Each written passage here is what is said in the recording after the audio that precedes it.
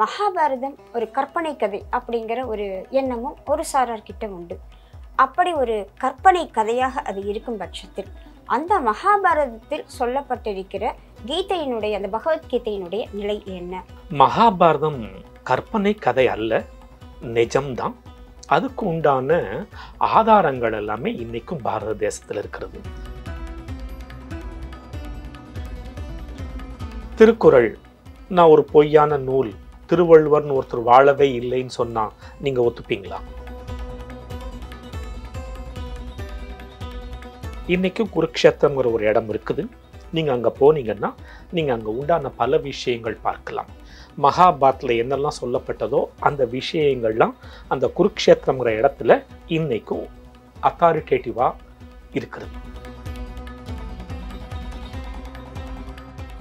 சுவாமி சின்மயானந்தர் ஒரு சுதந்திர போராட்ட வீரர்.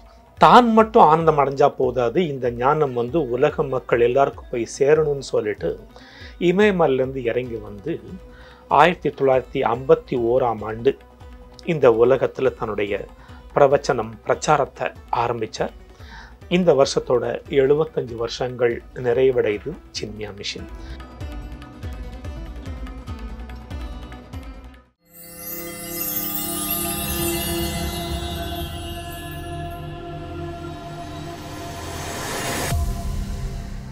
வேலை வேண்டுமா? ப்ளூ ஓஷன் இருக்கிறது. 10th 12th டிப்ளமோ டிகிரி படித்தவர்களுக்கு உணவு, தங்குமிடம், இஎஸ்ஐ, பிஎஃப், இன்சூரன்ஸ் உள்ளிட்ட சலுகைகளுடன் அனுபவத்திற்கேற்ற நல்ல சம்பளம் 15,000 முதல் 30,000 வரை. பெண்களுக்கு முன்னுரிமை. 2,000க்கும் மேற்பட்ட வேலை வாய்ப்புகள் உள்ளன. இப்போதே தொடர்பு கொள்ளுங்கள். Blue ocean. ஐத்தமிழ் நேயர்கள் அனைவருக்கும் வணக்கம்.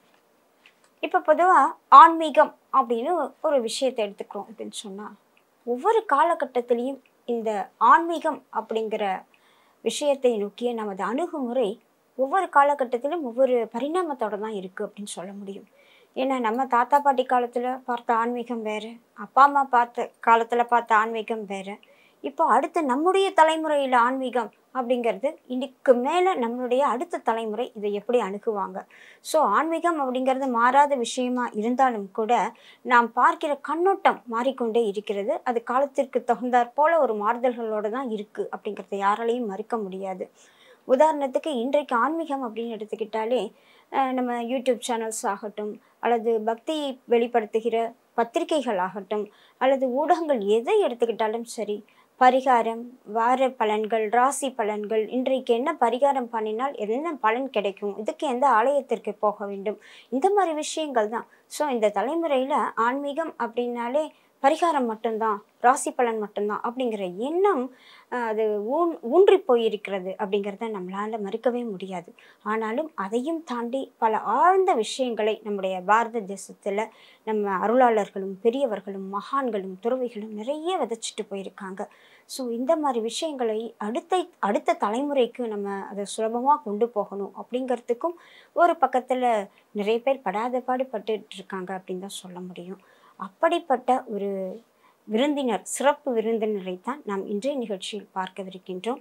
நம்மிடையே இன்றைக்கு சின்மயா மிஷன் துறவி திரு சுரேஷானந்த சுவாமிகள் அவர்கள் வந்திருக்கிறார்கள்.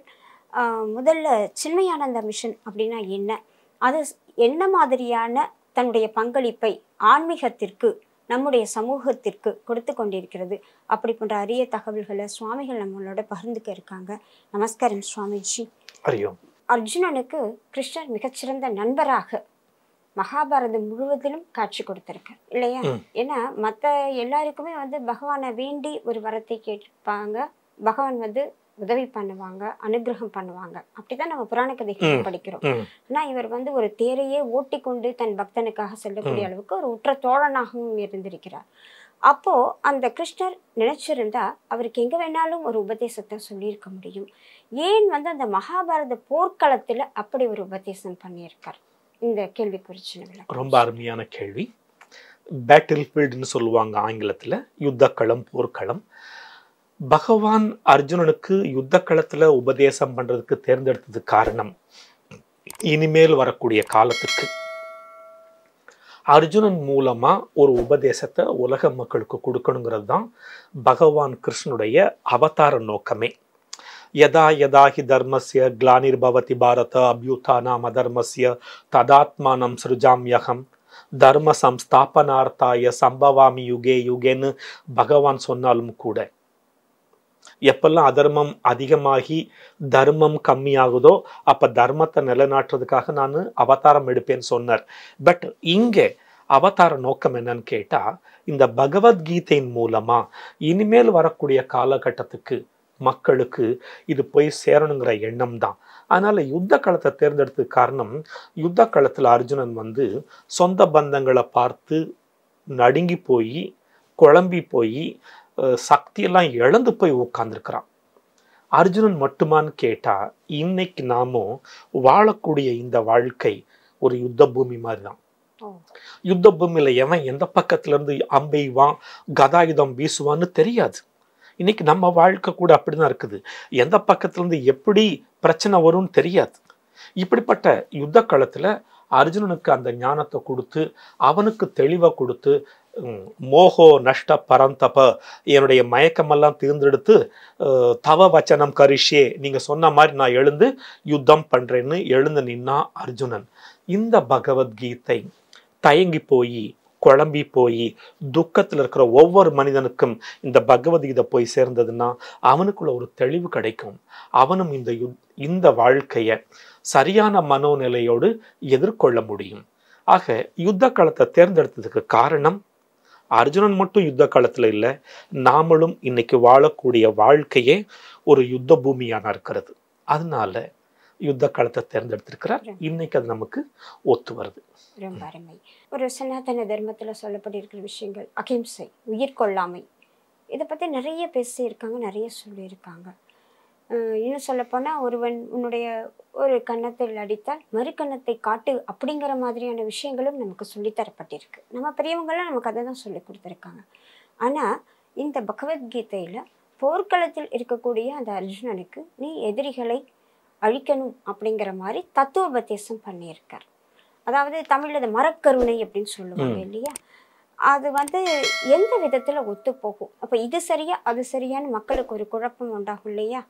ஏன்னா அந்த போர்க்களத்துக்கு போய் அவர் சொந்தக்காரங்களாக இருந்தால் கூட அவங்கள கொல்லணும் அப்படிங்கிற மாதிரி உபதேசம் நமக்கு இது தர்மத்தை நிலைநாட்டுவதற்காக சுவாமி அறிவுரை சொல்றார் அப்படின்னு எடுத்துக்கலாம். ஆனால் இது சுவாமியே இதை சொல்றது சரியா? அப்போ அந்த உயிர் கொள்ளாமைன்ற தத்துவம் இங்கே அடிபட்டு போறது இல்லையா? அது சம்பந்தமான ரொம்ப அருமையான கேள்விமா. ஒரு கன்னத்தில் அடித்தால் இன்னொரு கன்னத்தை திருப்பி காட்டுன்னு சொல்றது நம்முடைய வச்சனம் கிடையாது. ஒண்ணு. ரெண்டாவது, யுத்தம் பண்ணு, அவங்களெல்லாம் போரிட்டு கொல்லு அப்படின்னு சொல்லும் பொழுது கொல்லாமை அஹிம்சைங்கிற விஷயம் அடிபட்டு போகுதே, அதுவும் பகவான் அப்படி சொல்லலாமா அப்படிங்கிற கேள்வி நீங்க மட்டும் கேட்கல, வெஸ்டர்ன் திங்கர்ஸ், மேற்கத்திய சிந்தனையாளர்களும் இந்த கேள்வி கேட்குறாங்க. இதுக்கு பேசிக்கா பார்த்தோம்னா தர்மம் இரண்டு விதம். ஒன்று சாதாரண தர்மம், இன்னொன்று விசேஷ தர்மம். சாதாரண தர்மம் என்னன்னு கேட்டாக்கா, என் செல்போனை யாரும் திருடக்கூடாதுன்னு நான் நினைக்கிறேன். அப்ப நான் யாருடைய செல்போனையும் திருடாம இருக்கணும். மற்றவங்க என்னை இரிட்டேட் பண்ற மாதிரி பேசக்கூடாதுன்னு நான் நினைக்கிறேன். அப்ப நான் யாரையும் இரிட்டேட் பண்ற மாதிரி பேசக்கூடாது. இது சாதாரண தர்மம். இந்த உலகம் முழுக்க வாழக்கூடிய 900 கோடி மக்களுக்கும் இருக்கக்கூடிய ஒரு விஷயம் இந்த சாதாரண தர்மம். இதன் அடிப்படையில அடுத்தவங்களை ஹிம்சிக்க கூடாது. கரெக்ட். பட் சாதாரண தர்மமே அல்டிமேட் இல்லை, விசேஷ தர்மம்னு ஒன்று இருக்குது. விசேஷ தர்மம் என்ன அப்படின்னு கேட்கும் பொழுது, இந்த உலகத்துல வாழக்கூடிய மக்களை 4 வகையா பிரிக்கிறோம். ஒன்று சிந்தனையாளர்கள், விஞ்ஞானிகள் இருக்காங்க இல்லையா, அவங்கெல்லாம் சிந்தனையாளர்கள். R&D டிபார்ட்மெண்ட்னு இன்னைக்கு ஆங்கிலத்தில் சொல்லிக்கிறோம். ஒவ்வொரு டிபார்ட்மெண்ட்லையும் இந்த R&D டிபார்ட்மெண்ட் இருக்கும், ரிசர்ச் அண்ட் டெவலப்மெண்ட். இவர்கள்லாம் சிந்தனையாளர்கள், ஒரு குரூப் ஆஃப் பீப்புள். செகண்ட் பார்த்தீங்கன்னா தலைவர்கள். நாட்டை, ஒரு நிறுவனத்தை, ஒரு தொழிற்சாலையை, ஏன் ஒரு குடும்பத்தை வழிநடத்தி செல்பவர்கள் எல்லாம் தலைவர்கள். அடுத்தது செல்வ வளம் விரும்புவோர், அதாவது வியாபாரிகள், பணம் ஈட்டுபவர்கள். நாமெல்லாம் வேலைக்கு போகிறோம், பணம் ஈற்றும். 4வது பார்த்தீங்கன்னா சுயநல செயலாளி, அதாவது பணத்துக்காக வேலைக்கு போகிறது, வேலை செய்கிறது. எப்போ நான் ஒன்று எதிர்பார்த்து வேலை செய்கிறேனோ அப்போ நான் சுயநல செயலாளி. ஆங்கிலத்தில் சொல்லும் பொழுது அவங்க பயன்படுத்துகிற வார்த்தையை பயன்படுத்துகிறேன், புரிஞ்சுக்கணுங்கிறதுக்காக லேபர் அப்படின்னு சொல்கிறாங்க பார்த்தீங்களா. அப்போ லேபர், பிஸ்னஸ்மேன், லீடர், திங்கர்னு இந்த உலகத்தில் இருக்கிற மக்களை இந்த 4 வகையாக பிரிக்க முடியும். அதில் ரெண்டாவது இருக்கிறவங்க தலைவர்கள். தலைவர்கள் நாட்டையும் நாட்டு மக்களையும் காப்பாற்ற வேண்டியது தலைவருடைய டியூட்டி. நாட்டை வழிநடத்தக்கூடிய அரசர்களின் டியூட்டி நாட்டையும் நாட்டு மக்களையும் காப்பாற்ற வேண்டியது. இப்போ நம்ம இந்தியாவில் நடந்தது ஆபரேஷன் சிந்தூர், அது என்ன சொல்றீங்க? திரும்ப வந்து அடிச்சுக்கோ கொன்னுக்கோன்னு சொல்லிவிட முடியுமா என்ன? அப்பாவி மக்களை கொன்ன, பதிலுக்கு அடிச்சா மட்டும்தான் திரும்பவும் நீ வந்து இந்தியா அப்பாவி மக்களை கொல்ல மாட்ட. அப்ப நான் என் நாட்டையும் என் நாட்டு மக்களையும் காப்பாற்ற வேண்டிய கடமை நாட்டை ஆளக்கூடிய அரசனுக்கு உண்டு. அப்போ எதிரி நாட்டுல போய் பிரம்மோஸ அடிச்சு கொன்னியே, அது அஹிம்சையா ஹிம்சையா தர்மமா? அது தர்மம். நீ செய்ததுக்கு பதிலுக்கு நான் செய்யறேன், அப்பதான் நீ என்னை வந்து திரும்பவும் அடிக்க மாட்டேன், என்னை நான் காப்பாத்திக்கணும். செல்ஃப் ப்ரொடெக்ஷன் ரொம்ப ரொம்ப முக்கியம். உங்களை அடிக்க வந்தேன்னா கையை வச்சு தடுப்பீங்க, செல்ஃப் ப்ரொடெக்ஷன். அது மாதிரிதான் தேசமும். தன்னை கொல்ல வந்த பசுவையும் கொல்லலாம். அப்ப அந்த கருத்து உண்மை. அதனால இந்த இடத்துல நம்ம சாதாரண தர்மத்தை, பகவத்கீதை கிருஷ்ணன் அர்ஜுன யுத்தம் பண்ணுன்னு சொல்றத அப்ளை பண்ண முடியாது, விசேஷ தர்மத்தை போடணும். ஏன்னு கேட்டா அர்ஜுனன் ஒரு நாடாளுகின்ற அரச குலத்தை சார்ந்தவன். அவனுடைய கடமை நாட்டையும் நாட்டு மக்களையும் காப்பாற்ற வேண்டியது. அதனால தர்மத்தை நிலைநாட்டுறதுக்காக அங்க யுத்தம் நடக்கிறது. அதனால அது வந்து ஒரு கொலை களம் கிடையாது. பகவத்கீதை ஒரு கொலை நூல் கிடையாது. அருமை அருமை.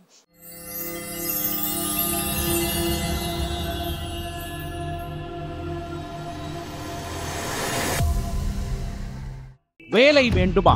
உடனே ப்ளூ ஓஷனை அணுகுங்கள். 10th 12th டிப்ளமா டிகிரி என அனைவருக்குமான நல்ல வேலை, உணவு, தங்குமிடம், இஎஸ்ஐ, பிஎஃப், இன்சூரன்ஸ் உள்ளிட்ட சலுகைகளுடன் அனுபவத்திற்கேற்ற நல்ல சம்பளம் 15,000 ரூபாய் முதல் 30,000 வரை பெறலாம். பெண்களுக்கு முன்னுரிமை அளிக்கப்படும். 2,000க்கும் மேற்பட்ட வேலை வாய்ப்புகள் உள்ளன. இப்போதே தொடர்பு கொள்ளுங்கள்.